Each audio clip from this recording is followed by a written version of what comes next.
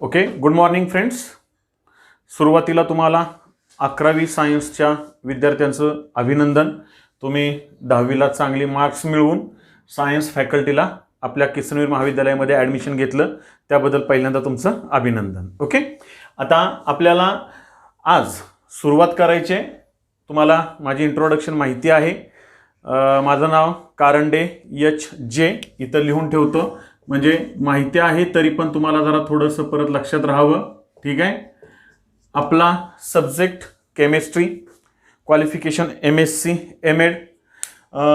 केमिस्ट्रीमध्ये आपल्याला भरपूर डिटेल्स शिकायचे आहेत. आपण त्यावेळेस ते पॉईंट्स क्लिअर करत जाऊया.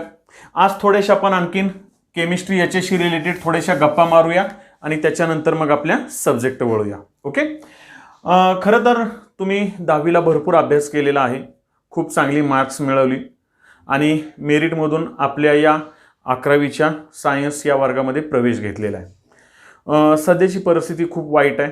आपल्याला माहीत आहे करोनाची परिस्थिती असल्यामुळं आपल्याला कॉलेज कधी चालू होईल माहीत नाही आहे. परिस्थिती खूप भयानक आहे. त्याच्यातून मार्ग आपण काढण्याचा हा प्रयत्न केला आहे. एक ऑनलाईन टीचिंग आपण चालू करतो आहे. आपला यूट्यूबचा जो चॅनल आहे त्या चॅनलचं नाव पण तुमच्या नंतर लक्षात येईल, तरी पण इथं लिहून ठेवतो, हरेश ट्युटोरियल्स असं मी एक चॅनल तयार केलं आहे, ज्याच्यामध्ये आत्तापर्यंत 12वीचे आपले 4 टॉपिक्स झालेले आहेत आणि 11वीचा आज सुरुवात करतो आहे. 12वीचे 4 टॉपिक्स तुम्ही नंतर कधीही बघू शकता, काय प्रॉब्लेम नाही आहे. 11वीचा सिलेबस आपल्याला सुरुवातीला व्यवस्थित स्टडी केला पाहिजे. फक्त माझी एक रिक्वेस्ट अशी राहील बाळांनो, माझ्या माहितीप्रमाणे जवळपास आय थिंक सो 23 मार्चला लॉकडाऊन डिक्लेअर झाला आणि 23 मार्चपासून आपण तसं नाही म्हटलं तरी जवळपास आपण आपल्या घरामध्ये असं बंदिस्त आहोत. लक्षात घ्या, 23 मार्च सोडला, समजून चला मार्च गेला, त्यानंतर एप्रिल, मे, जून, जुलै, ऑगस्ट आणि आत्ताचा हा सप्टेंबर पण जर पकडला तर जवळपास 6 महिने आपण जरी थोडंफार म्हटलं तरी अभ्यासापासून लांब आहे. लक्षात घ्या. 12वीच्या मुलांच्या बाबतीमध्ये कसं झालं, आपण जूनपासून त्यांची लेक्चर चालू केली. जी मुलं खरोखर अभ्यास करणारे आहेत ते अभ्यास करतायत. लक्षात येतं आहे का बघा. परंतु तुमच्या बाबतीमध्ये कसं झालं, तुम्ही 10वीचा माझ्या माहितीप्रमाणे जिओग्राफीचा पेपर पण तुमचा झाला नाही आणि त्याच्यानंतर गंमत अशी झाली की नंतर रिझल्ट डिक्लेअर व्हायला खूप वेळ लागला. जुलै महिन्याच्या जवळपास एंडला रिझल्ट लागला. त्याच्यानंतर तुमची ऑगस्टमध्ये किंवा अगदी सप्टेंबरच्या सुरुवातीला, काय ऑगस्टच्या एंडिंगला आणि सप्टेंबरच्या सुरुवातीला आपली ॲडमिशन झाली आणि आता आपलं टीचिंग चालू करायचं आहे. प्रॉब्लेम फक्त कसा येतो एक लक्षात घ्या, 6 महिने तुम्ही थोडंसं प्रत्येक सब्जेक्टपासून थोडंसं का होईना लांब आहात. आता आपल्याला परत त्या सब्जेक्टशी आपलं रिलेशन बनवायचं आहे. ओके, ज्यावेळेस आपण सायन्सला ॲडमिशन घेतो त्यावेळेस तुम्हाला माहिती आहे आपल्याला इंग्लिश हा कंपल्सरी सब्जेक्ट आहे. त्याच्यानंतर फिजिक्स हा सुद्धा कंपल्सरी सब्जेक्ट आहे. त्याच्यानंतर केमिस्ट्री हा सुद्धा आपला कंपल्सरी सब्जेक्ट आहे. लक्षात घ्या, तुम्ही ॲडमिशन फॉर्ममध्ये तुमचे सब्जेक्ट्स भरलेले आहेत, त्याच्याशी थोडंसं बोलतो आणि मग पुढे जातो. ठीक आहे. आता याच्याबरोबरच आपल्याला माहिती आहे फिजिकल एज्युकेशन, ज्याला शारीरिक शिक्षण म्हणतो आपण, त्याच्यानंतर समजून चला फॉर एक्झाम्पल तुमचा हेल्थ एज्युकेशन, ओके, आरोग्य शिक्षण म्हणतो. हे सगळे सब्जेक्ट आपले कंपल्सरी झाले, 5 सब्जेक्ट. लक्षात घ्या, याची काय आपल्याला जास्त दोघांची काय परीक्षा द्यायची नाही, काही नाही. महत्त्वाचे हे 3 सब्जेक्ट आहेत. इंग्लिश आपला झाला 100 मार्कचा, फिजिक्स आहे 100 मार्कचा, केमिस्ट्री आहे 100 मार्क्स. लक्षात आलं. आता टोटल आपण जी एक्झाम देणार आहे यातला आपला एन्व्हायरमेंट जो असतो, environmental science, physical education and health education, physical and health education इथं घेऊया आपण, sorry, physical and health education. आणि दुसरा जो आहे तो एन्व्हायरमेंटल सायन्स. एन्व्हायरमेंटल सायन्स असतो आपला हा 50 मार्कचा. लक्षात येतंय का बघा. ठीक आहे. आता आपली समजून चला टोटल परीक्षा आहे 650 मार्क्सची, म्हणजे राहिलेली 300 मार्काची जी परीक्षा आहे त्याच्यासाठी सब्जेक्ट कोणते, तर जनरली आपण मॅथमॅटिक्स एक घेतो. बरोबर आहे. मॅथ असतो आपला 100 मार्क्सचा. लक्षात येतंय का बघा बाळांनो. त्याच्यानंतर आता गंमत अशी आली, आपली लँग्वेज आणि बायोलॉजी एक असणार आहे, म्हणजे मॅथ आणि बायोलॉजी हा झाला 100 मार्क्सचा. लक्षात घ्या. आणि त्याच्यानंतरचा जो सब्जेक्ट आहे तो लँग्वेजमध्ये तुम्ही एकतर मराठी घेऊ शकता, कदाचित हिंदी घेऊ शकता, संस्कृत घेऊ शकता किंवा IT घेऊ शकता. आणि हे जे सगळे सब्जेक्ट आहेत हे आहेत 100 मार्क्सला. म्हणजे यापैकी तुमचा एक असेल.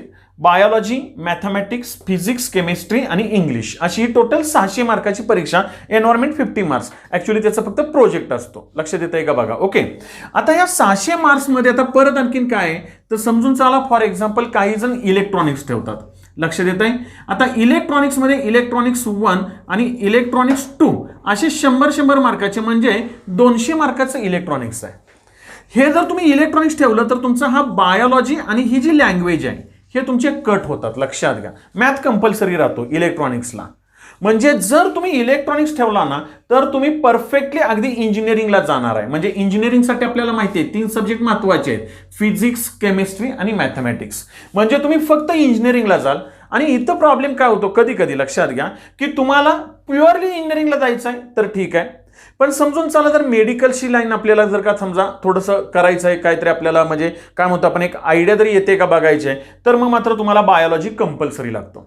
इलेक्ट्रॉनिक्स आणि मॅथ फक्त तुम्ही ठेवला ना तर तुम्ही एक दार तुमचं पूर्णपणे बंद करता. कोणतं तर मेडिकल साईड. मेडिकल कोर्सेस असू देत किंवा पॅरामेडिकल कोर्सेस असू देत. ओके, आता त्याच्यामध्ये मी काय आता डिटेलमध्ये बोलणार नाहीये. फक्त एक जस्ट आपलं हे पहिलं लेक्चर आहे, तुम्हाला थोडंसं इंट्रोडक्शन देतोय त्याच्यासाठी, बाकी काही नाही. ओके, आता या सब्जेक्ट तुमचे आता जर समजून चाला जे असतील ते सब्जेक्ट तुम्ही काय केले आता फिक्स केलेले आहेत. त्यातून देखील समजून चाला फॉर एक्झाम्पल एखाद्याला वाटलं की नाही सर मला सब्जेक्ट चेंज करायचा आहे तर आपण कॉलेज चालू झाल्यानंतर एक फॉर्म असतो तो भरून नंतर आपण सब्जेक्ट चेंज करू शकतो. ठीक आहे. ज्यांनी इलेक्ट्रॉनिक्स घेतला असेल त्यांनी इलेक्ट्रॉनिक्सचा एक फॉर्म भरून द्यायचा असतो कारण का ते टेक्निकल बोर्डला येतं. इलेक्ट्रॉनिक्सचा फॉर्म भरून दिला की तुमचा इलेक्ट्रॉनिक्सचा सब्जेक्ट बाळांनो फिक्स होऊन जाईल जर इलेक्ट्रॉनिक्स घेतला असेल तर. ओके, आता त्याच्यानंतर आपल्याला काय करायचं समजून चला 11 सायन्समध्ये आता आपल्याला सुरुवात करूया. When you can consider the subject that is the chemistry.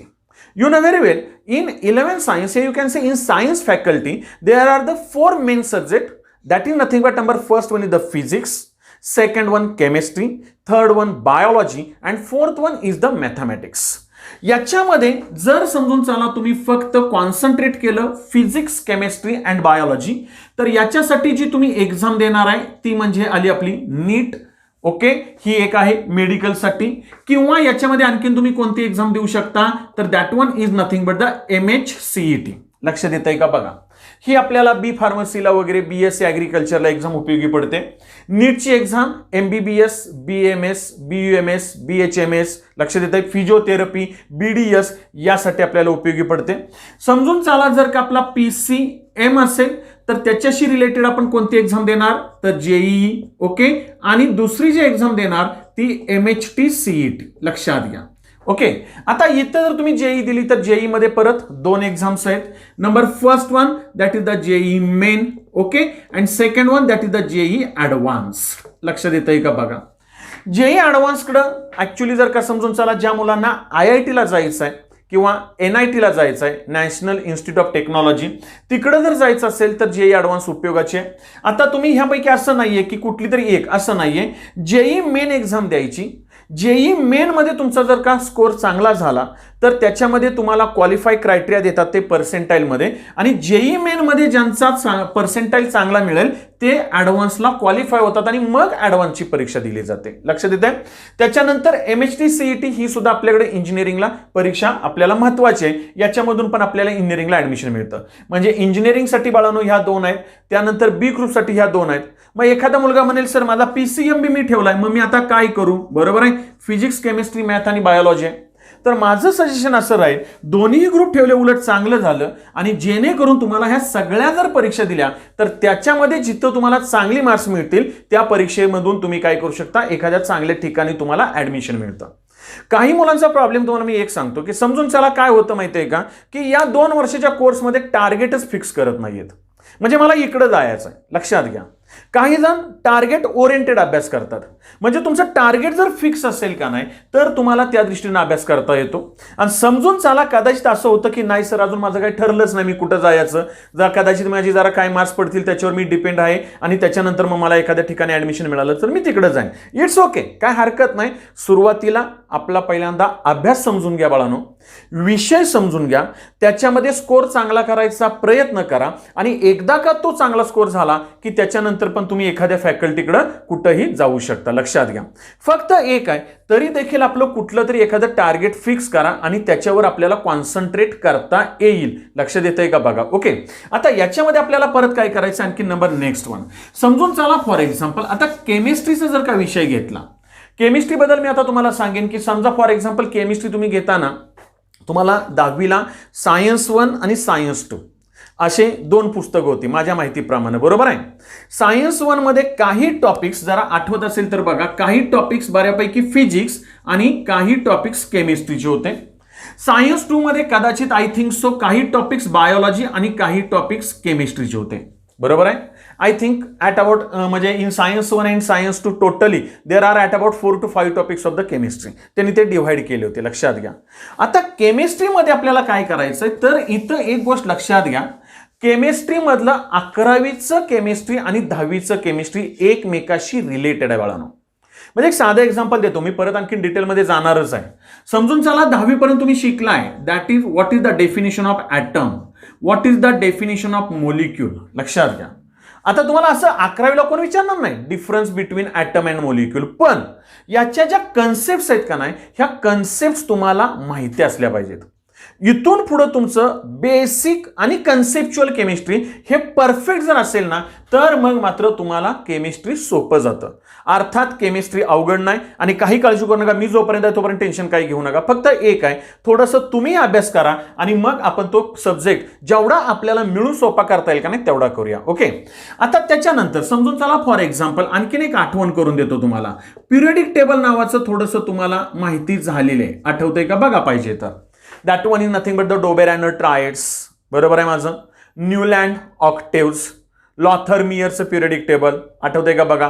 मोस्लेनं केलेलं काम, ह्या सगळ्यांच्या नंतर मग पुन्हा मेंडेलिफनं केलेलं काम. मेंडेलिफनं पण 2 वेळा केलं. सुरुवातीला त्यानं काय केलं, ॲटॉमिक मासवर डिपेंड केलं, त्याच्यामध्ये प्रॉब्लेम आले म्हणून परत ॲटॉमिक नंबरवर डिपेंड केलं. आठवतंय. पिरियडिक टेबलमध्ये जे व्हर्टिकल कॉलम्स आहेत त्याला ग्रुप्स म्हणतो आपण, हॉरिझॉन्टल रोज आहेत त्याला पिरियड्स म्हणतो. आठवत असेल तर बघा, in periodic table there are 18 groups while the 7 periods are present. आणि याच्यानंतर मग सगळं पुढं आहे. आय थिंक सो 10th पर्यंत तुम्हाला हे सुद्धा झालेलं असावं. म्हणजे S block elements, P block elements, D block elements, F block elements. लक्ष देताय. म्हणजे ह्याच्या डेफिनेशन झालेले आहेत बाळांनो, लक्षात घ्या. 11thला तुम्ही एस आणि पी ब्लॉक लक्षात घ्या, हे डिटेलमध्ये शिकणार आहे. एस आणि पी ब्लॉक डिटेलमध्ये शिकणार आहे. आणि 12thला ह्या पी ब्लॉक मधले काही डी आणि एफ ब्लॉक हे तुम्ही 12thला डिटेलमध्ये शिकणार आहे. 11वी आणि 12वी तुम्हाला मी खरं सांगू खूप डिटेलमध्ये आपल्याला घ्यायचं आहे. फक्त तुम्हाला एक सजेस्ट करेन की सुरुवातीपासून काय करा, पुस्तक वाचायची सवय लावून घ्या. जसं लँग्वेजचं पुस्तक असतं, लक्षात घ्या. लँग्वेजचं पुस्तक तुम्ही वाचता, एखादी पोयम असेल किंवा समजून चाला एखादा पाठ असेल तुमचा, लक्ष देताय का बघा, तर तो तुम्ही वाचून काढता आणि मग तुम्ही समजून घेता. तसं आपल्याकडं आता सायन्सला सुद्धा काय झालंय, पुस्तक पुढे ठेवून अभ्यास करा, पण याचा अर्थ पुस्तक आहे असं कॉपी नाही करायचं, आपल्याला त्याच्यातलं समजून घ्यायचं आहे. आणि मी असं का म्हणतोय, तर जेवढं तुम्ही पुस्तक वाचून काढाल का नाही तेवढं तुम्हाला त्याच्यामधले डिटेल्स आयडिया येत जातील. ओके, आता पिरियडिक टेबल आहे एवढंच असं नाहीये. 11वीला परत आणखीन तुम्हाला सांगतो, समजून चला. फॉर एक्झाम्पल आणखीन एक टॉपिक आहे, नंतर तुम्हाला सिलेबस देईन बाळांनो हळूहळू. स्ट्रक्चर ऑफ ॲटम, ज्याच्यामध्ये तुम्ही ॲटमचं स्ट्रक्चर शिकणार आहे.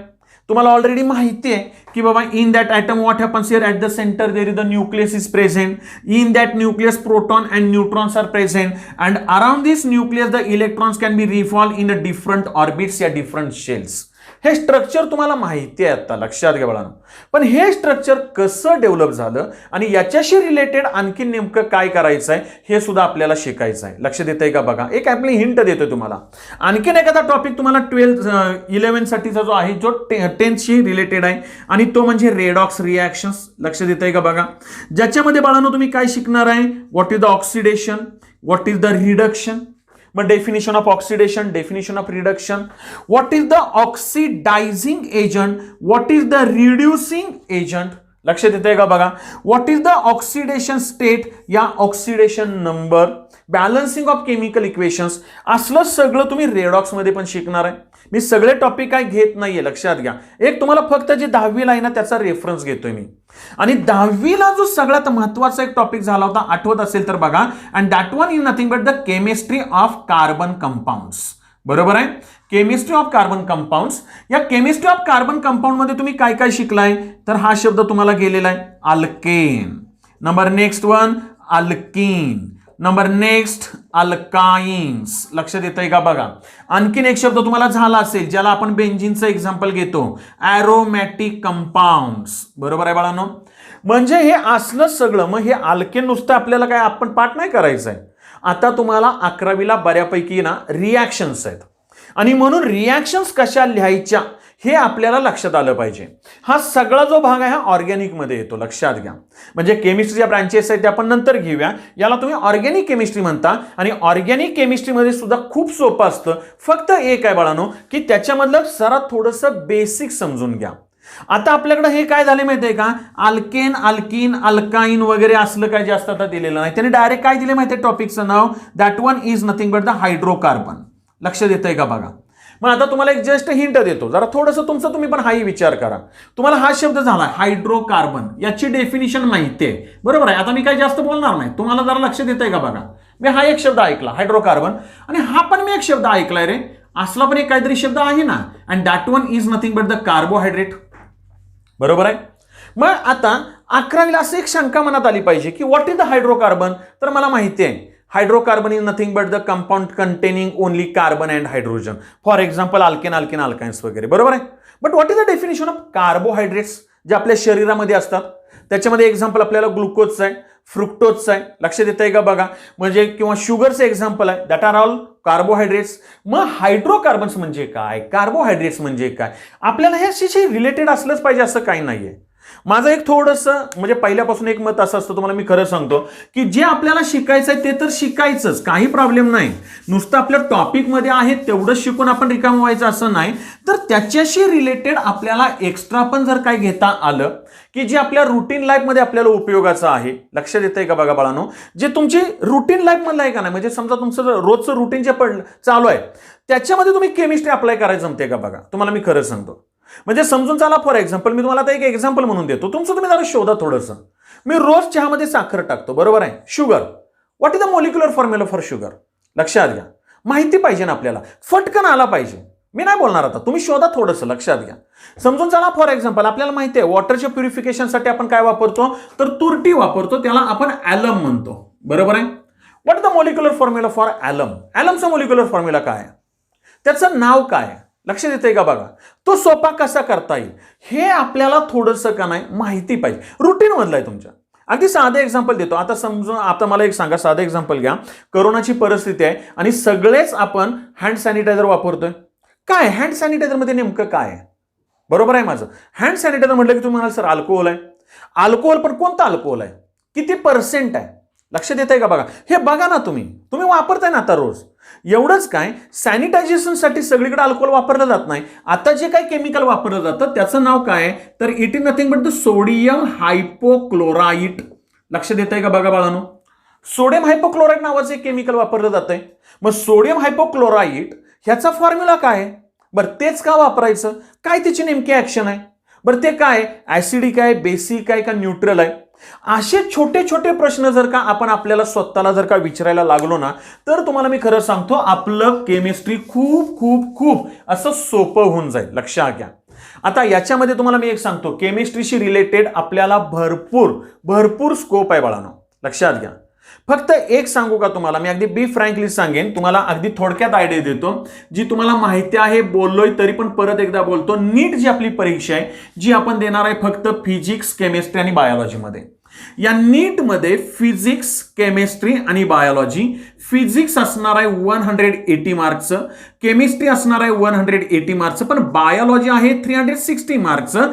टोटल वेटेज आहे बाळांनो 720 मार्क्सचं. याच्यामध्ये फिजिक्समध्ये 45 क्वेश्चन्स असणार, एक क्वेश्चन 4 मार्क्सला. 45 multiplied by 4 180. केमिस्ट्रीमध्ये पण 45 क्वेश्चन्स असणार मल्टिप्लाइड बाय 4 180. इथं मात्र 90 क्वेश्चन्स असणार मल्टिप्लाइड बाय 4 360. लक्षात घ्या. इथं तुम्हाला ना 2 सब्जेक्ट आहेत. ऍक्च्युली सब्जेक्ट बायोलॉजीच आहे पण 2 पार्ट्स आहेत. त्याच्यामध्ये एक बॉटनी ज्याला वनस्पतीशास्त्र म्हणतो आणि सेकंड झूलॉजी ज्याला आपण काय म्हणतो आपण प्राणीशास्त्र म्हणतो. लक्षात घ्या.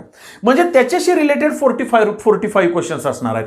आता गमतीचा भाग याच्यामध्ये तुम्हाला बी फ्रँकली सांगेन, बायोलॉजी खरं सांगतो सोपा आहे, थेरॉटिकल सब्जेक्ट आहे. लक्षात घ्या. म्हणजे बायोलॉजीला तुम्हाला स्कोरिंग चांगला झाला ना तर खूप सोपा आहे.